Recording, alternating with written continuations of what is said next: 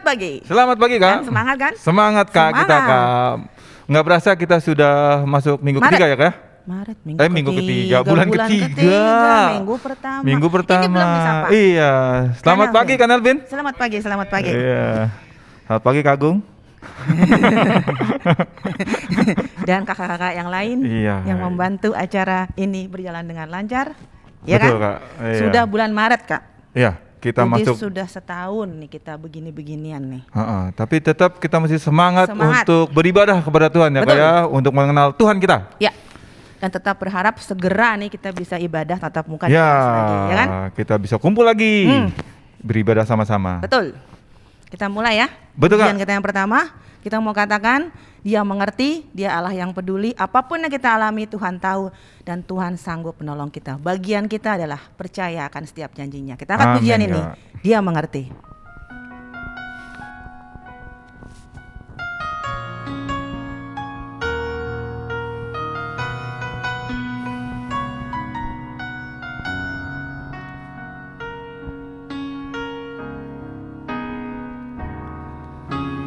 Terkadang kita merasa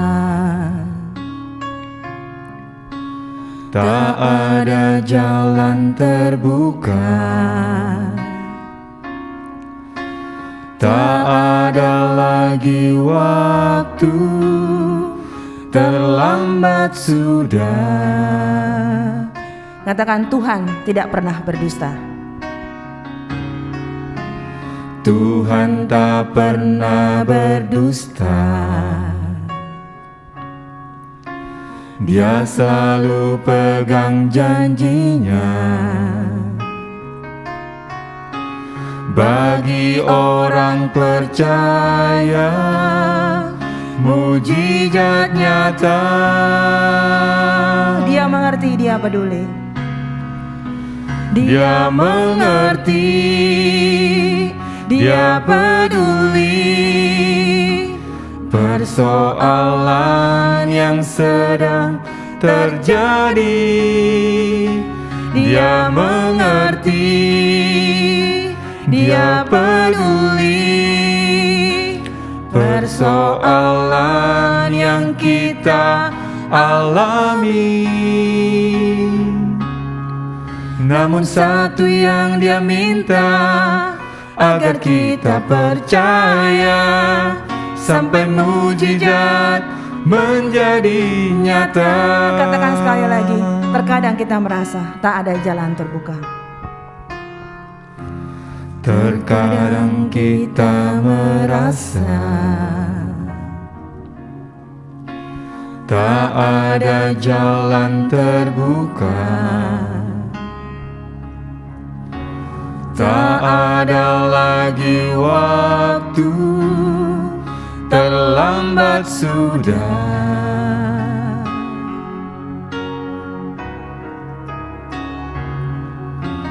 Tuhan tak pernah berdusta. Dia selalu pegang janjinya. Bagi orang percaya, mujizat nyata. Dia mengerti, Dia peduli. Dia mengerti, Dia peduli persoalan yang sedang terjadi. Dia mengerti, Dia peduli persoalan yang kita alami. Namun satu yang Dia minta, agar kita percaya sampai mujizat menjadi nyata. Sambil berdiri adik-adik katakan, Dia mengerti, Dia peduli. Dia mengerti, Dia peduli persoalan yang sedang terjadi. Dia mengerti, Dia peduli persoalan yang kita alami. Namun satu yang Dia minta, agar kita percaya, sampai mujizat menjadi nyata. Namun satu yang Dia minta. Namun satu yang Dia minta, agar kita percaya, sampai mujizat menjadi nyata. Mari kita berdoa. Ya Tuhan, Engkau sungguh Allah yang mengerti, Engkau Allah yang peduli, sehingga sampai saat ini kami boleh ada atas anugerah Tuhan, perlindungan Tuhan, dan berkat Tuhan. Terima kasih Tuhan, kami boleh terus beribadah walaupun secara online. Tuhan yang pimpin ibadah kami saat ini, dan kami mau berikan hati kami untuk menaikkan pujian syukur kami atas setiap kebaikan Tuhan yang sudah kami nikmati. Terima kasih Tuhan, Tuhan yang beracara dan Tuhan pimpin ibadah kami, dan kami sudah berdoa dan bersyukur dalam satu nama yang penuh kuasa, yaitu nama Tuhan Yesus Kristus, Allah kami yang hidup. Haleluya, amin. Amin. Gimana Kak, tadi berdiri kan? Boleh duduk? Apa Boleh masih duduk berdiri? dong Kak, Oh, duduk. jangan berdiri aja, Tapi jangan capek rebahan. nanti. Iya, jangan tiduran, jangan tidur goler-goler, aja. apalagi guling-gulingan Kak. Jangan. Iya. Jatuh. Nggak konsen ntar. nanti. Ya, kita mau angkat pujian kita yang kedua apa nih Kita Kak? mau lagu semangat Kak. Semangat. Kita mau nyanyi lagu Allah kita tuh Allah yang bangkit Kak. Allah yang bangkit selain Allah yang peduli, Allah kita berkuasa, Berkuasa, Kak. ya Dia kan? bangkit, mengalahkan maut bagi mengalahkan kita. maut. Terus biasa kalau di kelas tuh Kak, refnya kan? Ada hoi-hoinya itu Kak ya? bersoraklah. Pakai "Wey" gitu. Pakai dong Kak, ya? meskipun di rumah, Iya. tapi Tuhan yang dengar. Iya, harus kenceng sampai tetangganya tuh protes gitu ya. Jangan sampai samperin saat Ah, pamai ya. jangan. Tapi pakai "Wey" gitu ya. Awas lo ya, enggak ya? Iya. Iya, oke. Ayo Kak. Kerahkanlah kekuatanmu ya Allah. Tepuk tangan di rumah juga ya. Ya.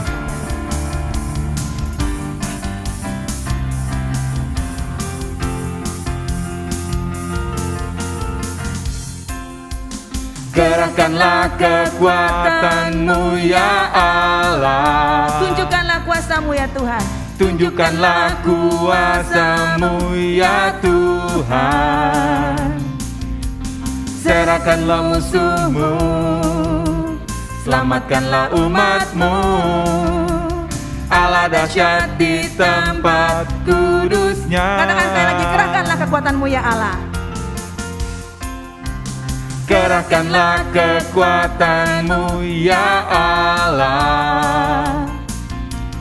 Tunjukkanlah kuasa-Mu ya Tuhan. Serahkan musuh-Mu, selamatkanlah umat-Mu.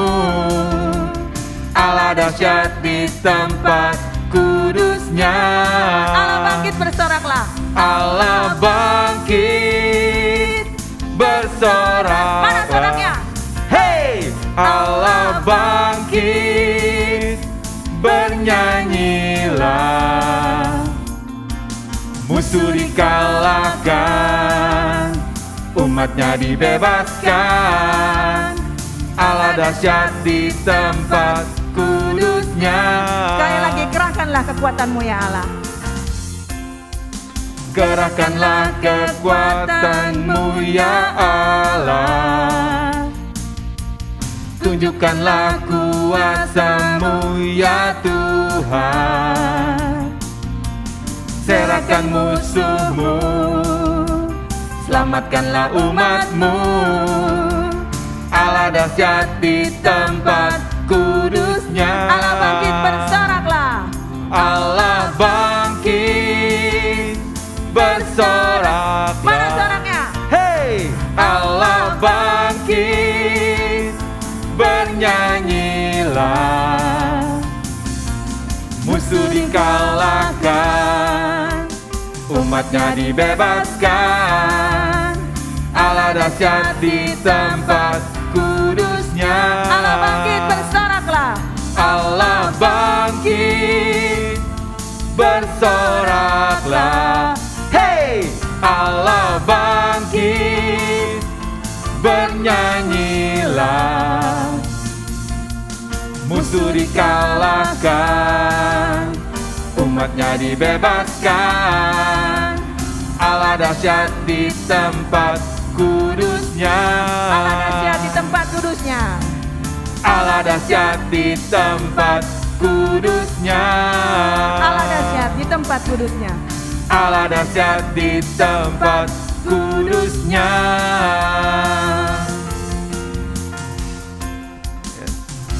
Aduh, lumayan capek Amin. juga ya. Iya, Semangat tuh tadi heynya itu. Semangat Kak. Iya kan, Allah dahsyat di tempat kudusnya. Di mana itu Kak? Di rumah Tuhan. Iya. Dan juga dimanapun adik-adik berada Ya, saat iya. kita menyembah Tuhan, itulah tempat kudus Tuhan, ya kan? Amin Kak. Kita punya Allah yang bangkit dan kita punya Allah yang peduli Kak. Peduli. Berarti bagi Tuhan tuh nggak ada yang mustahil. Nggak ada ya, yang Kak, ya? mustahil. Kalau Apapun. maut sanggup dikalahkan, Iya. apalagi yang dunia ini yang sementara ini Tuhan pasti Amin, cukupkan Kak. dengan sempurna, ya kan? Iya, amin Kak. Iya. Terima firman Tuhan ya sekarang Kak. Kita mau terima firman Tuhan. Ya. Kita mau siapkan hati dan pikiran kita Kak. Betul. Kita angkat mau pujian. nyanyi. Bagi Tuhan tidak ada yang mustahil Kak. Iya. Bagi Tuhan tidak ada yang mustahil.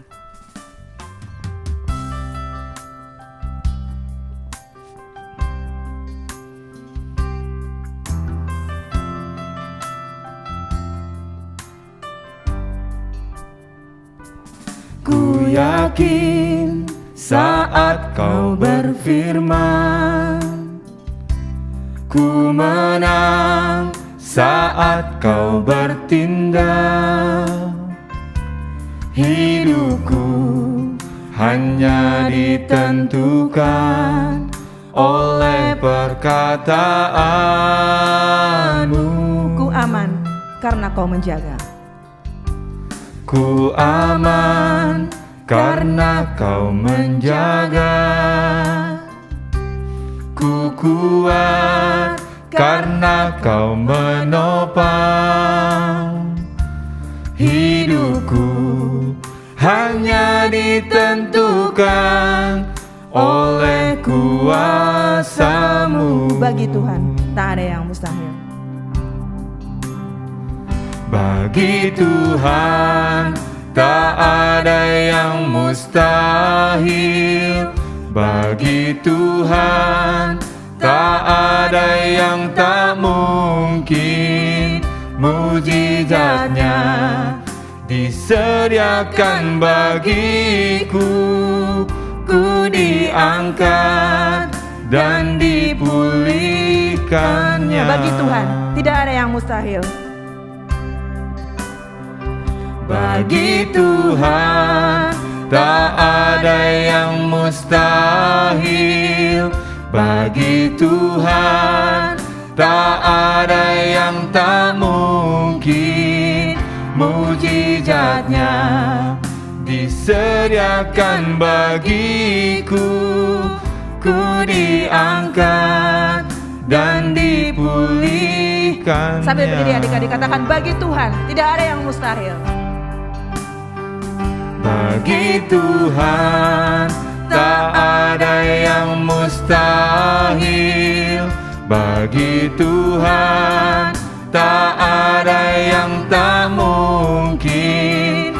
Mujizatnya disediakan bagiku.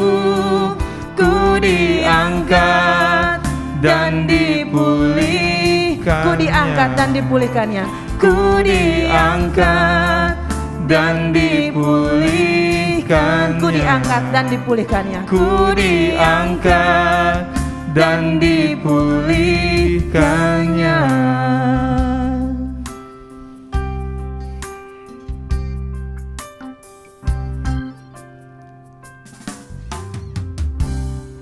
Mari kita berdoa. Benar Tuhan, sesuai dengan puji-pujian yang kami naikkan, bahwa bagi Engkau Allah tidak ada yang mustahil ya Bapak.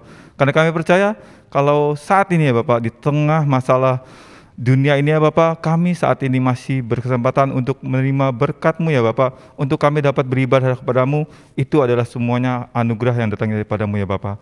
Ya Bapak, kami sudah menaikkan puji-pujian, kini saatnya kami untuk menerima berkat-Mu yang terbaik ya Bapak, yaitu menerima berkat firman-Mu. Engkau persiapkan hati dan pikiran kami ya Bapak, sehingga firman-Mu boleh menegur dan membuat hidup kami semakin hari semakin menyenangkan hati-Mu ya Bapak. Engkau juga urapi ya Bapak, Pak Handoyo, Pak Handoyo Salim yang akan membawakan firman-Mu. Biarlah semua yang keluar dari mulut bibir beliau semuanya adalah sesuai dengan kehendak dan keinginan hati-Mu ya Bapa. Inilah kami ya Bapa, anak-anak-Mu. Kami siap untuk menerima berkat firman-Mu. Di dalam nama Tuhan Yesus kami sudah berdoa dan mengucap syukur. Haleluya. Amin. Selamat pagi adik-adikku sekalian. Kembali kakak berjumpa dengan adik-adik dalam satu ibadah sekolah minggu.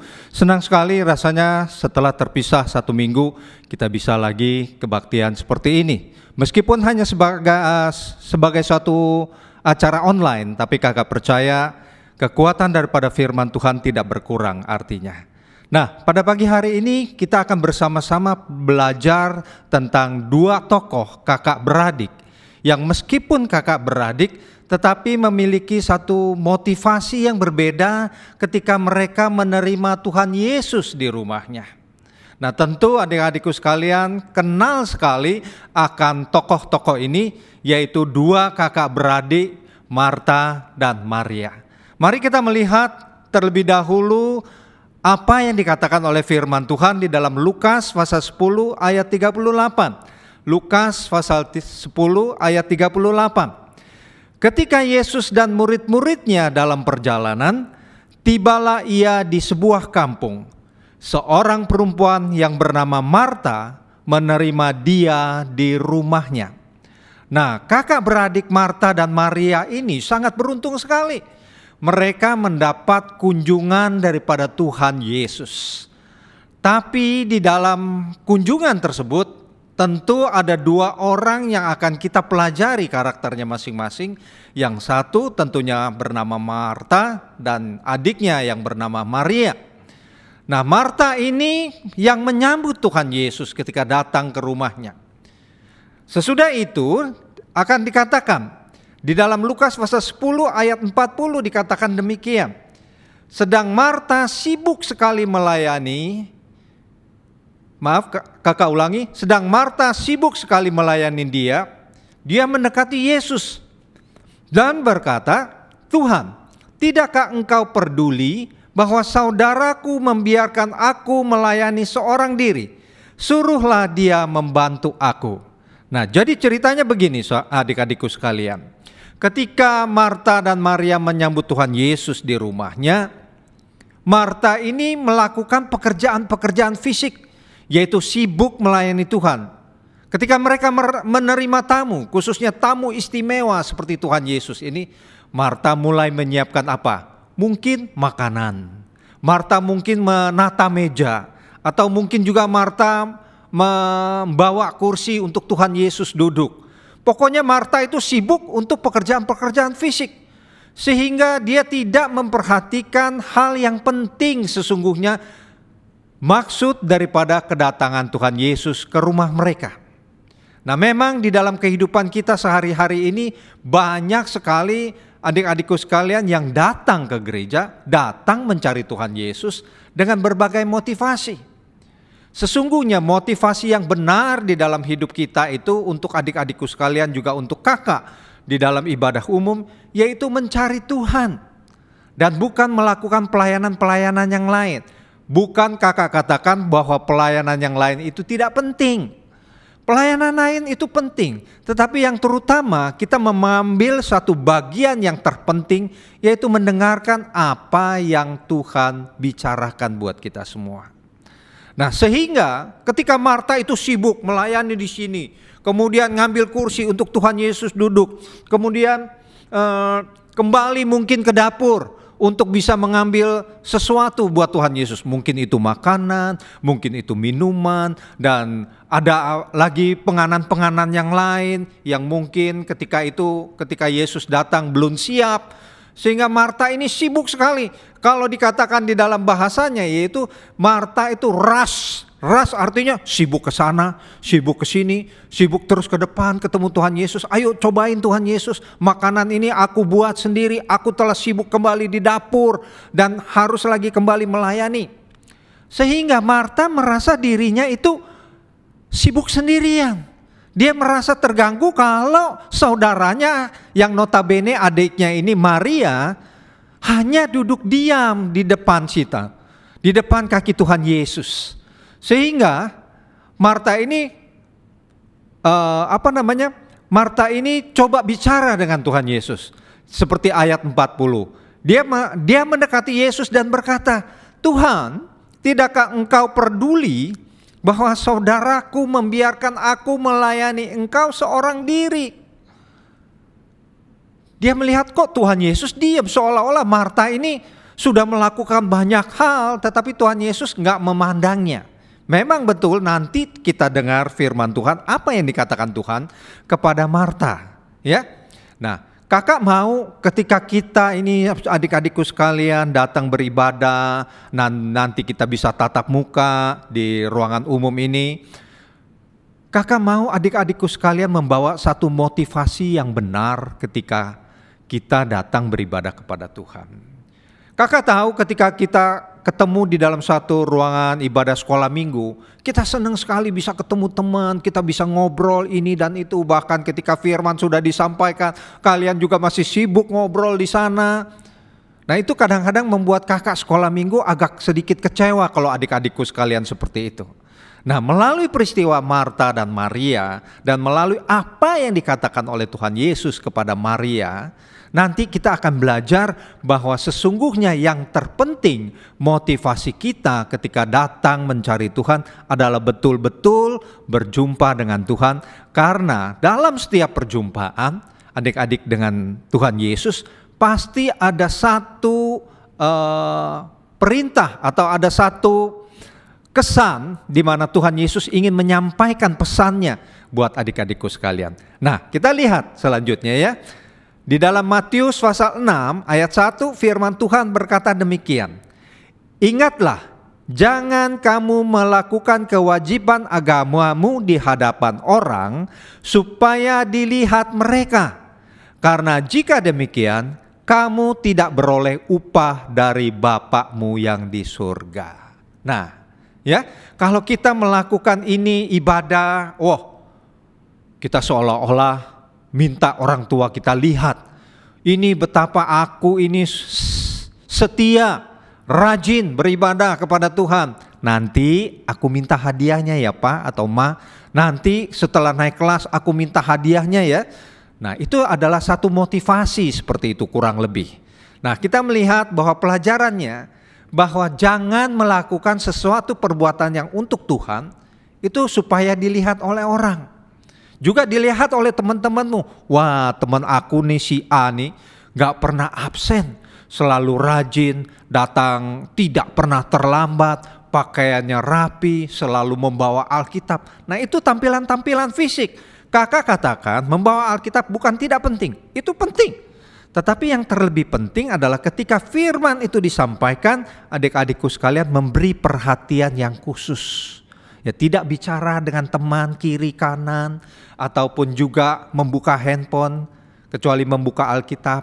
Kakak kadang-kadang suka berjumpa dengan anak sekolah minggu gini. Alkitabnya dibawa tetapi tetap disimpan di dalam tas.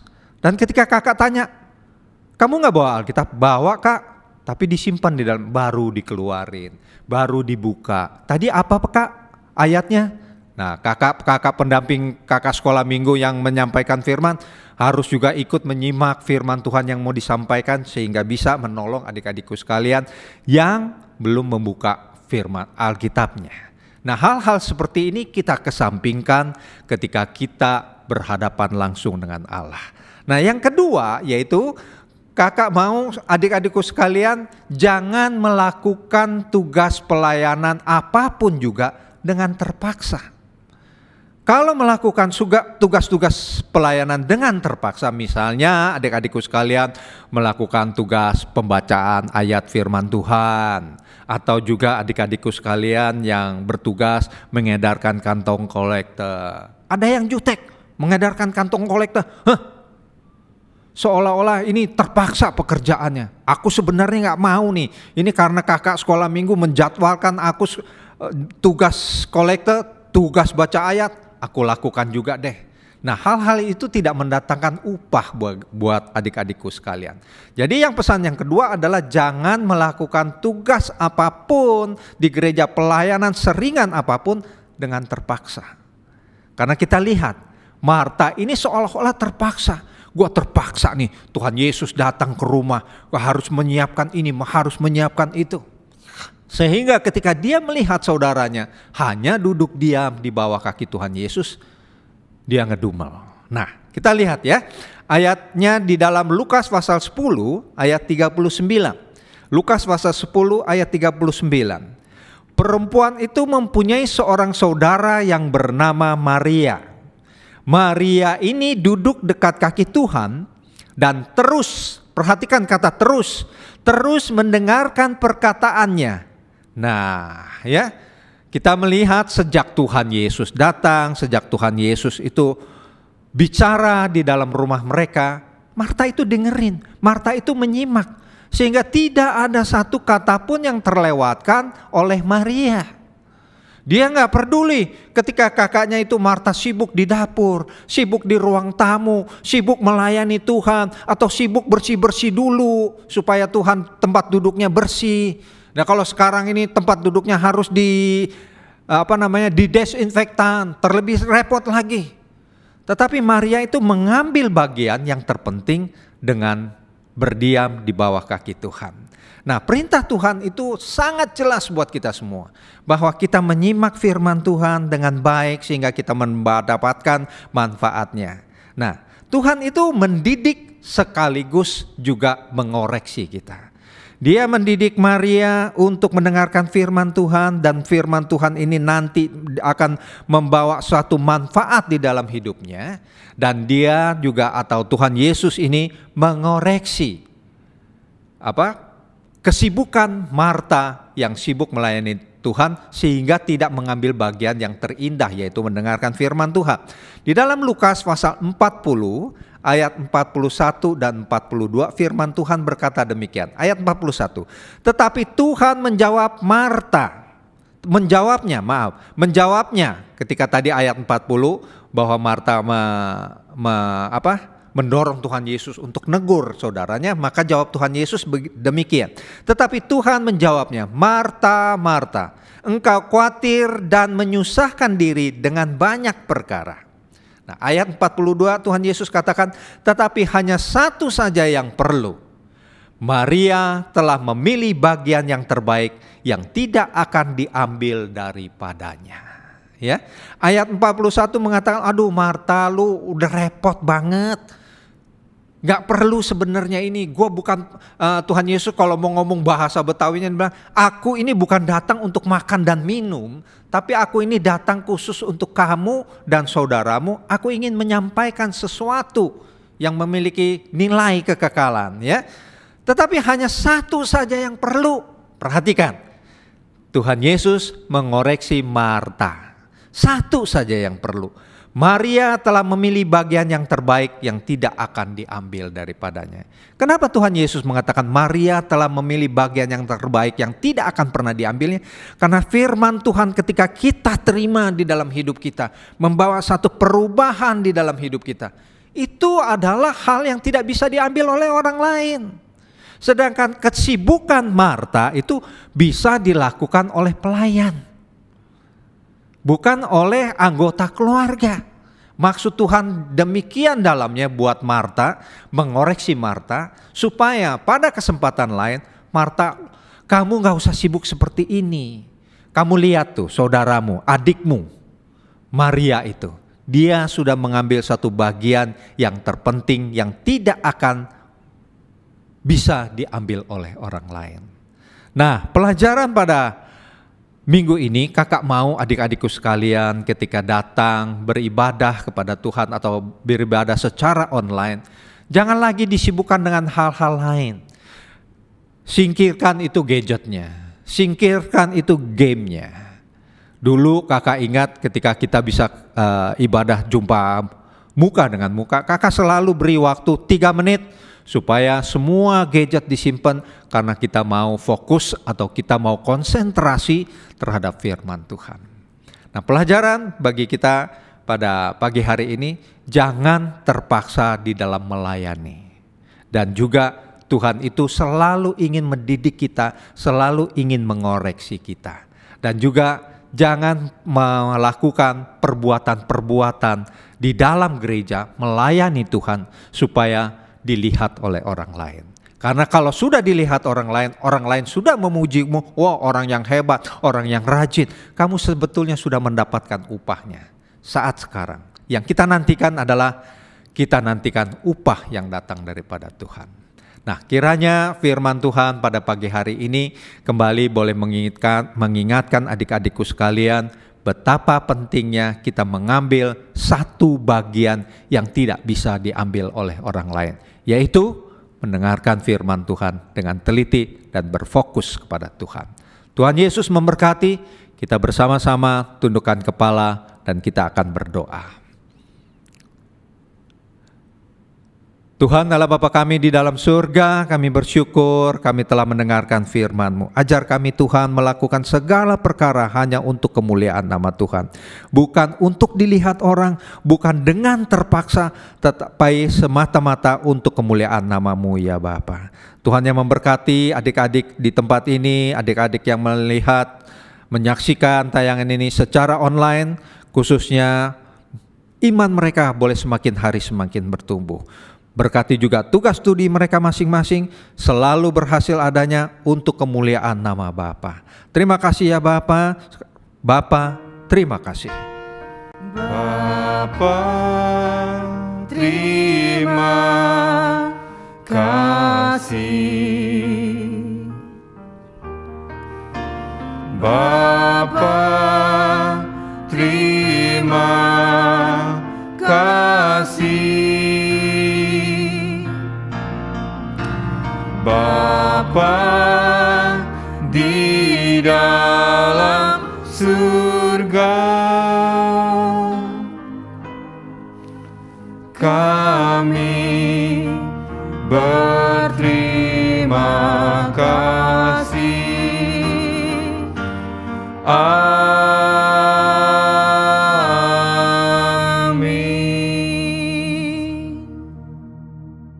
Nah, satu hal lagi kakak lupa, yaitu ayat masnya untuk adik-adikku sekalian dari 1 Samuel pasal 12 ayat 24. Firman Tuhan berkata demikian. Hanya takutlah akan Tuhan dan setialah beribadah kepadanya dengan segenap hatimu. Nah, ini untuk hafalan adik-adikku sekalian. Tuhan Yesus memberkati. Halo, selamat pagi adik-adik. Pagi Kak Agus. Selamat pagi Kak Ricci, kembali kita bertemu ya. Iya. Aktivitas kali ini ya. Aktivitas di minggu pertama bulan Maret ya Kak Agus. Waduh, cepat sekali ya Kak Ricci ya. Udah masuk ke bulan Maret nih sekarang nih. Bulan ketiga, iya, 2021. Bulan ketiga, betul ya. Tak terasa ya. Adik-adik, kita sekarang mau main pakai alat peraga nih. Di belakang kita sudah ada susunan Alkitab. Susunan kitab-kitab yang ada di Alkitab ya Kak Agus ya. Betul, lengkap ini ya Kak ya. Lengkap banget. Ya. Kita akan memakai beberapa kitab untuk dijadikan pertanyaan. Nah, pertanyaan pertama berasal dari kitab Mazmur, Kak. Mazmur ya. Iya. Pertanyaannya apa, Kak? Pertanyaannya ya. Mazmur punya berapa pasal? Wah, ini mudah ya Kak ya harusnya ya. Kalau sering baca Alkitab mudah, iya. Kak. Kalau sering buat kalau kayak tadi yang disebut sama Pak Handoyo, Alkitabnya ditaruh di tas doang gitu kan. Nah, itu kemungkinan nggak bisa, Kak. Betul. Iya. Ya. Mazmur punya berapa pasal? Nomor 1 ya. Betul. Adik-adik jawab ya. Oke. Kalau pertanyaan nomor 2 apa Kak? Nomor 2, ting. Oh, di sini ya. Di sini, Kak. Apa pertanyaannya Kak? Kitab Tawarikh. Oke, bahasa Inggrisnya kitab Tawarikh apa? Oh, ini kalau jago bahasa Inggris bisa nih pasti ya Kak ya. Bisa dong. Wah, pasti gampang. Bahasa Inggris kan udah diajarin di sekolah, Kak. Pasti ya, semua bahasa Inggris ya sekarang ya. Iya. Oke. Oke. Ya. Sekarang pertanyaan nomor 3 ya adik-adik ya. Siapakah penulis kitab Imamat? Imamat mana Kak? Kitab Imamat. Oh ya di sini nih. Ya, Imamat ya. Penulisnya ya, bukan siapa? pembacanya ya. Pembacanya mah kita semua tuh ya. Siapa penulis kitab Imamat di sini ya? Itu pertanyaan Iya. nomor 3 ya. Silakan dijawab. Adik-adik, kita kan tahu di Alkitab itu ada perjanjian lama dan perjanjian baru, benar Iya, ya? betul. Nah, berapa jumlah kitab perjanjian baru? Itu pertanyaannya. Ada berapa kitab gitu ya? Iya, ada berapa kitab oke. di Perjanjian Baru. Ya, sekarang pertanyaan nomor 5 ya. Nah, kalau misalnya kita lihat di sini ya, kita semuanya nih kayaknya berarakan nih ya. Iya. Nggak berurutan. Nggak urutan ya, nggak kitabnya. urutan semuanya. Nah, tolong bantu adik-adik urutkan ya. Jadi pertanyaan nomor 5 adalah sebutkan secara urut kitab-kitab di Perjanjian Lama ya. Iya. Nah, sebutin satu-satu tuh. Satu-satu ya, urut ya. Urut, adik-adik. harus urut. Ya. Salah satu udah salah semua berarti ya. Betul. Ya, itu pertanyaan nomor 5. Lanjut Kak ya. Iya. Nah, sekarang kitab apa yang ditulis oleh Salomo? Iya. Nah, kitab apa yang ditulis oleh Salomo? Kita nggak akan kasih tahu dong. Oh iya, di sini ada ya. Ini ada, iya. Dan jumlahnya lebih dari satu ya, Kak? Lebih dari satu, betul. Lebih dari Kak. satu, ya. Harus Oke. disebut semua, harus benar. Benar. Oke. Oke. Lanjut nomor 7 nih pertanyaannya ya. Kehidupan Yefta dibahas di kitab apa dan pasal berapa? Nah, kehidupan Yefta, adik-adik pasti tahu yang namanya Yefta itu siapa ya? Iya. Nah, itu kita dibahas kasih di kitab mana? kata ya? kuncinya, Kak. Kata kuncinya Kata ya? kuncinya adalah perjanjian. Nah, perjanjian. Baru lamanya silakan cari ya. Oke. Oke. Pertanyaan berikutnya Kak. Pertanyaan berikutnya. Ini pertanyaan terakhir. Ya. Revelation adalah bahasa Inggris dari kitab apa? Wah.